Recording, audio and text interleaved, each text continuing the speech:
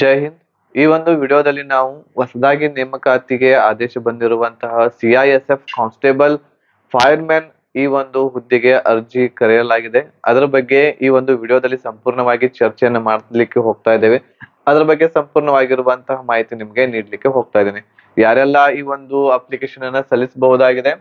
CISF constable fireman 2024 ಇದು call form ಆಗಿರ್ತಕ್ಕಂಥದ್ದು. ಇದು ಟೋಟಲ್ ಪೋಸ್ಟ್ ಭಾರತದಾದ್ಯಂತ 1130 ಇದಾವೆ. ಇದರಲ್ಲಿ ಒಂದು ವಿಶೇಷತೆ ಏನು ಅಂತಂದ್ರೆ ಕರ್ನಾಟಕ ರಾಜ್ಯದ ಪ್ರತ್ಯೇಕ ಕಟ್ ಆಫ್ ಇದರಲ್ಲಿ ಇರ್ತಾ ಇದೆ. ಯಾವ ರೀತಿ SSC GD ದಲ್ಲಿ ಕರ್ನಾಟಕಕ್ಕೆ ಸಪರೇಟ್ ನಾವು ಕರ್ನಾಟಕದ ವಿದ್ಯಾರ್ಥಿಗಳು ಅಭ್ಯರ್ಥಿಗಳು ಮಾತ್ರ ಫೈಟ್ ಮಾಡಿ ಅದನ್ನ ಜಾಬ್ ಅನ್ನ ತೆಗೆದುಕೊಳ್ತೇವಲ್ಲ, ಆ ರೀತಿ ಈ ಒಂದು ಎಕ್ಸಾಮ್ಗೆ ಈ ಒಂದು ಪೋಸ್ಟ್ಗೆ ನಾವು ಏನ್ ಮಾಡಬಹುದು, ಕರ್ನಾಟಕದ ಅಭ್ಯರ್ಥಿಗಳು ಮಾತ್ರ ಫೈಟ್ ಮಾಡಿ ಈ ಒಂದು ಜಾಬ್ ಅನ್ನ ತೆಗೆದುಕೊಳ್ಬಹುದಾಗಿದೆ. ಸೊ ಹಾಗಾಗಿ ನಮ್ಮ ಕರ್ನಾಟಕದ ಅಭ್ಯರ್ಥಿಗಳಿಗೆ ಮಾತ್ರ ಸಪರೇಟ್ ಆಗಿರುವಂತಹ ಮೀಸಲಾತಿ ಇದೆ. ಇದರಲ್ಲಿ ಸಪರೇಟ್ ಆಗಿರುವಂತಹ ಒಂದು ವೇಕೆನ್ಸಿ ಕೂಡ ಇದರಲ್ಲಿ ಬಿಡಲಾಗಿದೆ.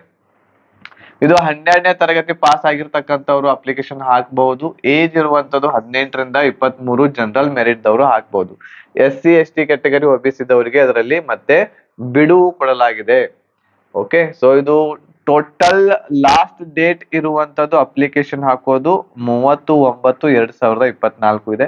ಇದ್ರ ಬಗ್ಗೆ ಸಂಪೂರ್ಣವಾಗಿರುವಂತಹ ಮಾಹಿತಿ ನಿಮ್ಗೆ ಒದಗಿಸಿ ಕೊಡ್ತಾ ಇದ್ದೇನೆ.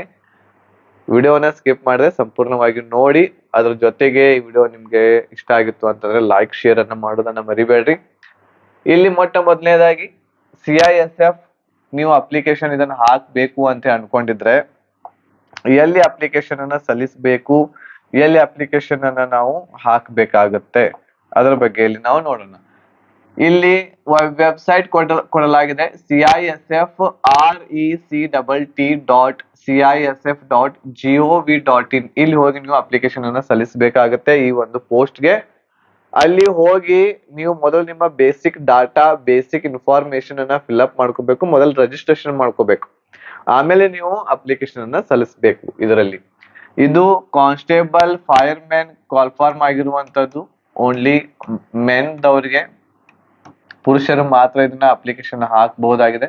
ಕರ್ನಾಟಕದಲ್ಲಿ ಒಟ್ಟು 33 ಸೀಟ್ಗಳು ಇದಾವೆ. ಕರ್ನಾಟಕದ ಅಭ್ಯರ್ಥಿಗಳಿಗೆ ಓನ್ಲಿ 33 ಸೀಟ್ಗಳು ಇದಾವೆ. ಇದರಲ್ಲಿ ಕ್ಯಾಟಗರಿ ವೈಸ್ ನಾವು ನೋಡೋದಾದ್ರೆ ಜನರಲ್ ಮೆರಿಟ್ ದವರಿಗೆ ಇಲ್ಲಿ ಎಷ್ಟು ಹುದ್ದೆಗಳಿದಾವೆ, ಎಷ್ಟು ಒಂದು ಹುದ್ದೆಗಳಿದಾವು ಅಂತಂದ್ರೆ ಜನರಲ್ ದವರಿಗೆ 13 ಇದಾವೆ.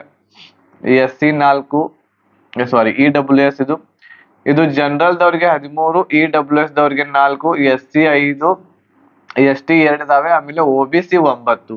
ಹೀಗೆ ಟೋಟಲ್ ಆಗಿ 33 ವೇಕೆನ್ಸಿಗಳು ನಮ್ಮ ಕರ್ನಾಟಕದ ಅಭ್ಯರ್ಥಿಗಳಿಗೆ ಇದರಲ್ಲಿ ಸಿಗ್ತವೆ. 33 ಅಭ್ಯರ್ಥಿಗಳು ಸೆಲೆಕ್ಟ್ ಆಗಬಹುದು. ಏಜ್ ಏನೇನ್ ಇರ್ತೈತಿ, 18ರಿಂದ 23 ವರ್ಷದವರು ಜನರಲ್ ಮೆರಿಟ್ ದವರು. ಅಂದ್ರೆ ಯಾವಾಗ ಹುಟ್ಟಿರ್ಬೇಕು ಅವರು 1 ಅಕ್ಟೋಬರ್ 2001ರಿಂದ 30/9/2026 ನಡುವೆ ನೀವು ಜನಿಸಿದ್ರೆ ಈ ಅಪ್ಲಿಕೇಶನ್ ಅನ್ನ ಹಾಕಬಹುದು. ಅದ್ರ ಜೊತೆಗೆ SC ST ಕ್ಯಾಟಗರಿದವರು ಆಗಿದ್ರೆ 5 ವರ್ಷ ಹೆಚ್ಚು ಕೊಡಲಾಗಿದೆ. ಅಂತಂದ್ರೆ 23 ವರ್ಷ ಇದ್ದದ್ದು ಅದಕ್ಕೆ +5 ಮಾಡಿದ್ವಿ ಅಂತಂದ್ರೆ 28 ವರ್ಷದವರೆಗೆ SC ದವರು, ST ದವರು. OBC ದವರು 3 ವರ್ಷ ಕೊಡಲಾಗಿದೆ ಅಂತಂದ್ರೆ 26 ವರ್ಷದವರೆಗೆ OBC ದವರು ಅಪ್ಲಿಕೇಶನ್ ಅನ್ನ ಸಲ್ಲಿಸಬಹುದು. ಫೀಸ್ ಎಷ್ಟಿರುತ್ತೆ ಇದಕ್ಕೆ? ಎಲ್ಲರಿಗೂ 100 ರೂಪೀಸ್ ಫೀಸ್ ಇದೆ.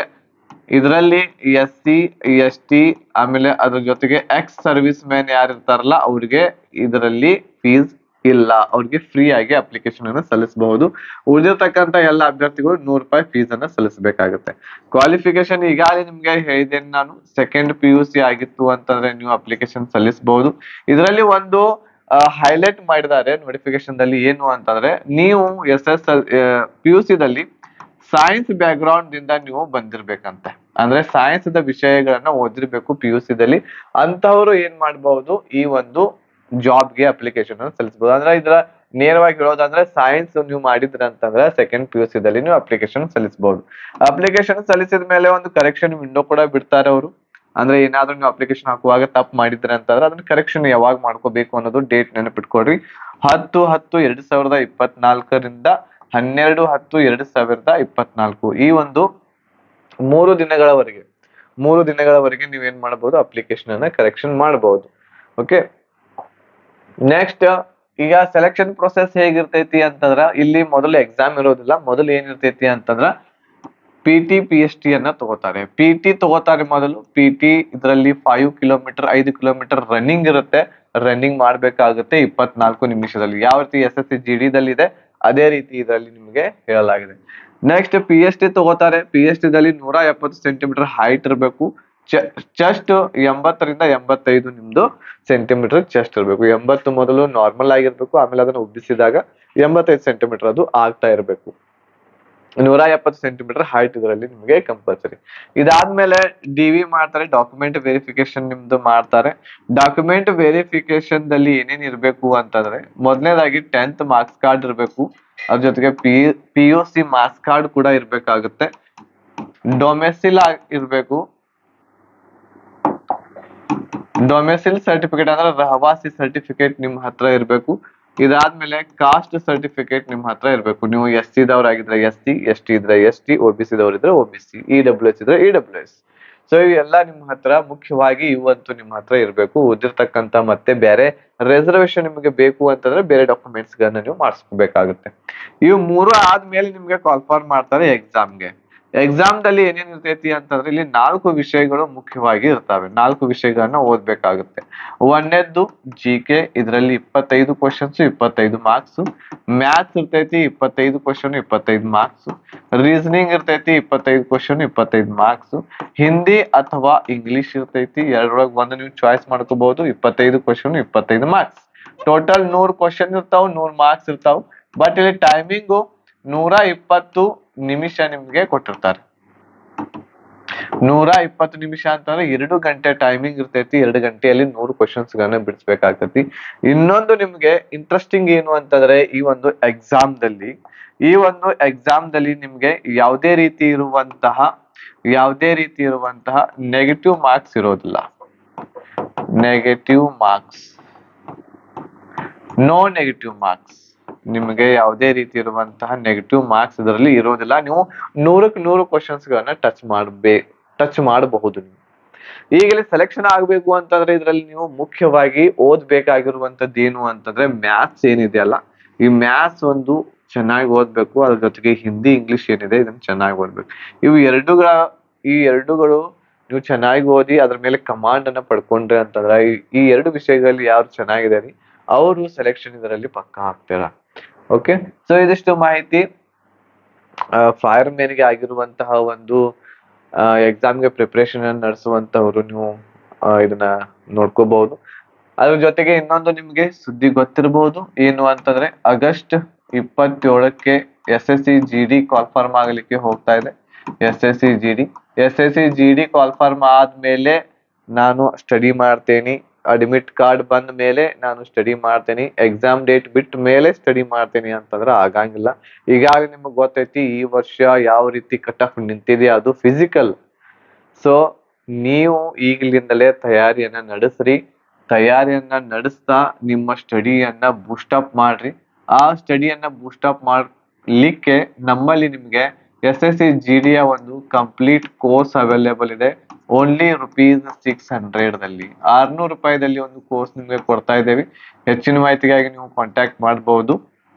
8861927838 ನಂಬರ್ಗೆ ನೀವು ಕಾಂಟ್ಯಾಕ್ಟ್ ಮಾಡಬಹುದು. ₹600 ಕಂಪ್ಲೀಟ್ SSC GD. ಇದರಲ್ಲಿ ನಿಮಗೆ GK ಎಲ್ಲ ರಿಕಾರ್ಡೆಡ್ ವಿಡಿಯೋಸ್ ಇರ್ತಾವ. ಇವು ಮೊದಲ ಹೇಳ್ತೇನೆ ನಾನು ನಿಮ್ಗ. ರಿಕಾರ್ಡೆಡ್ ವಿಡಿಯೋಸ್ ಇರ್ತಾವು, ಪ್ಲಸ್ PDF ನೋಟ್ಸ್ ಇರ್ತಾವು, ಪ್ಲಸ್ ಮಾಕ್ ಟೆಸ್ಟ್ ಇರ್ತಾವು. ಓಕೆ, ಇದಾದ್ಮೇಲೆ ಪ್ರೀವಿಯಸ್ ಇಯರ್ ಕ್ವಶನ್ ಪೇಪರ್ ಕೂಡ ಇರ್ತಾವ. ಇಷ್ಟೆಲ್ಲ ಇರ್ತೈತಿ ಇದ್ರಲ್ಲಿ. ಯಾವ್ಯಾವ ವಿಷಯದ್ದು? GK ಎಲ್ಲ ಸಬ್ಜೆಕ್ಟದ್ದು, ಮ್ಯಾಥ್ಸ್, ರೀಸನಿಂಗ್, ಇಂಗ್ಲಿಷ್, ಇವು ಎಲ್ಲವುಗಳ recorded classes, PDF notes, mock test, previous year question paper ಎಲ್ಲ ಇರ್ತೈತಿ. ಓನ್ಲಿ ₹600 ದಲ್ಲಿ ಐತಿ. ಲಿಮಿಟೆಡ್ ಆಫರ್ ಐತಿ. ಬೇಗನೆ ನೀವು ಏನ್ ಮಾಡ್ಬಹುದು, ಈ ಒಂದು ಕೋರ್ಸ್ಗೆ ಜಾಯಿನ್ ಆಗಿ ಈಗಲಿಂದಲೇ ತಯಾರು ನಡೆಸ್ಬೇಕಾಗ್ತದೆ. ಇನ್ನ ಒಂದ್ ತಿಂಗಳ ಎಕ್ಸಾಮ್ ಐತಿ, ಹೆಂಗ್ ಮಾಡೋದ್ರಿ, ಇಂಪಾರ್ಟೆಂಟ್ ಕ್ವಶನ್ಸ್ ಯಾವ್ದ್ರಿ, ಇಂಪಾರ್ಟೆಂಟ್ ಟಾಪಿಕ್ಸ್ ಯಾವ್ದ್ರಿ ಅಂತ ಹೇಳಿ ಮೆಸೇಜ್ ಮಾಡ್ಕೊತ್ಕೊಂಡಿರ್ತೀರ ನಮಗ. ಸೊ ಅದ್ ಏನು ಆಗಂಗಿಲ್ಲ. ಈಗಲಿಂದ ಮಾಡಿದ್ರೆ ಮಾತ್ರ ಆಗತ್ತೆ, ಇಲ್ಲ ಅಂದ್ರೆ ಆಗಂಗಿಲ್ಲ. ನಿಮ್ದು ಎಕ್ಸಾಮ್ನ ಆಗಂಗಿಲ್ಲ. ಹೆಚ್ಚಿನ ಮಾಹಿತಿಗಾಗಿ ಕಾಂಟ್ಯಾಕ್ಟ್ ಮಾಡ್ರಿ. ನಿಮ್ಗೆ ಇಷ್ಟ ಆಯ್ತು ಅಂತಂದ್ರೆ ಈ ಕೋರ್ಸ್ಗೆ ನೀವು ಜಾಯಿನ್ ಆಗಬಹುದು. ಓಕೆ, ಸೊ ಈ ಮಾಹಿತಿ ನಿಮ್ಗೆ ಇಷ್ಟ ಆಗಿತ್ತು ಅಂತಂದ್ರೆ ಲೈಕ್ ಮಾಡಿ, ಶೇರ್ ಮಾಡಿ ಅಂತ ಹೇಳ್ತಾ ಈ ವಿಡಿಯೋ ಇಲ್ಲಿಗೆ ಮುಗಿಸ್ತಾ ಇದ್ದೇನೆ. ಧನ್ಯವಾದಗಳು. ಜೈ ಹಿಂದ್.